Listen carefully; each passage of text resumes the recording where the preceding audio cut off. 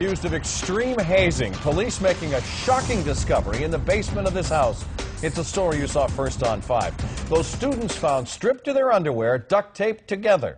20 Texas State University students have been arrested for hazing or failure to report hazing. So many, we couldn't even fit them all on one screen here. Police say Zeta Tau Alpha members picked up pledge girls, drove them over to the Sigma Nu fraternity apartment where they were blindfolded, told to strip to their underwear, and then forced to drink alcohol to the point where some became sick. Today we learned about the concept of alcohol enemas, also apparently called by the kids butt chugging. I'm not kidding. Around the country, fraternities and sororities are the epitome of brotherhood and camaraderie. Greek organizations pride themselves on creating a family-like atmosphere and forming bonds between members that will last a lifetime. As a family, Greek organizations participate in Thon, sponsor blood donations, and tutor children. For over 100 years, Greek life has been a thriving tradition at Penn State. However, some of these traditions are currently under heavy scrutiny. Fraternity and sorority initiation rituals have been known to include heavy alcohol consumption, sexual experiences, and socially humiliating tasks. These forms of hazing can have damaging effects on the individuals who partake and can even be life-threatening.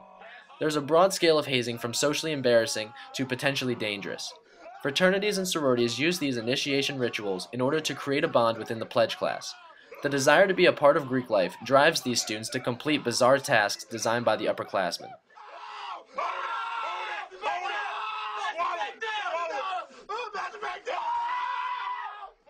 Greek life hazing extends beyond the Penn State campus.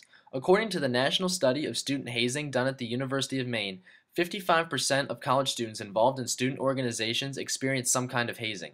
However, 95% of cases where students identified their initiation experiences as hazing did not report this to higher authority. Most of the students declined to report hazing because they do not want to get their brother or sisterhood in trouble.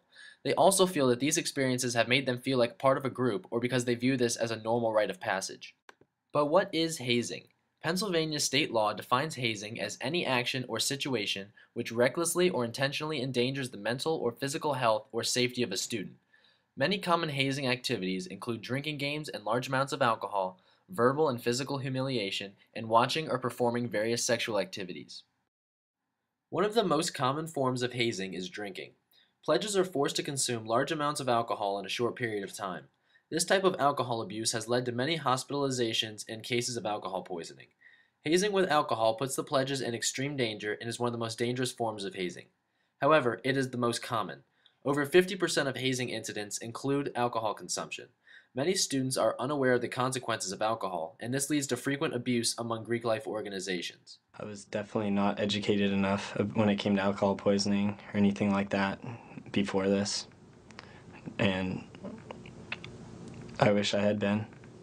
I never went to a party or an event and, saw people getting really hammered and just I never would even think oh, someone better watch them, they might not make it.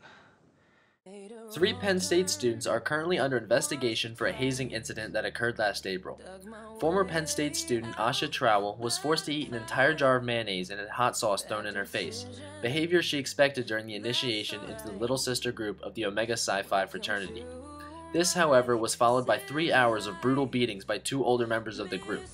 The next day, she went home and visited the emergency room with black eyes, a swollen face, and many bruises all over her body.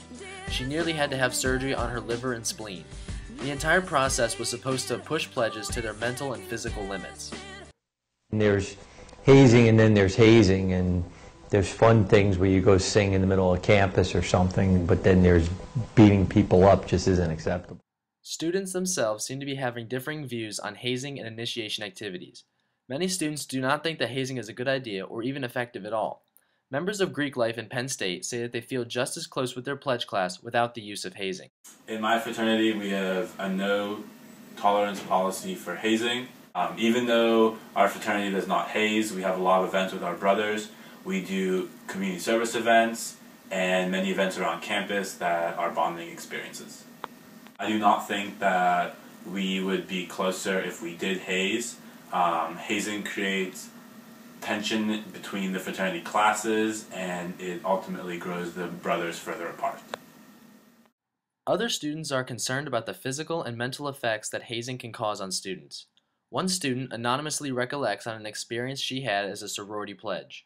Even though a lot of people deny it, hazing actually does happen. They made us take a bunch of shots until we blacked out. It took us to this random party and gave us a certain number of guys that we had to hook up with that night. In fact, many students see initiation activities as bonding experiences with their fraternities and sororities. They feel the initiations into their chosen frat or sorority brings the brothers and sisters closer together. By enduring public humiliation or being pushed out of their comfort zones, pledges bond with each other and gain a respect for the older members of their organization. I think hazing does create a stronger bond between the pledges because when you're all put in a bad situation together, you have to come together to get out of that situation, and there's no other way you can get that kind of bonding and connection. What do we have to do to become betas?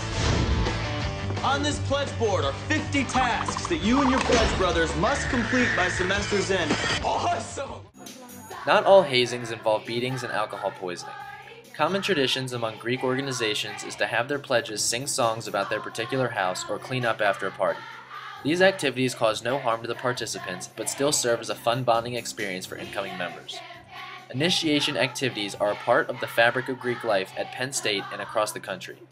No one denies that harmful hazing is sometimes a part of these initiations, but extreme examples of emergency room visits and alcohol poisoning are certainly not the accepted norm. Step clap.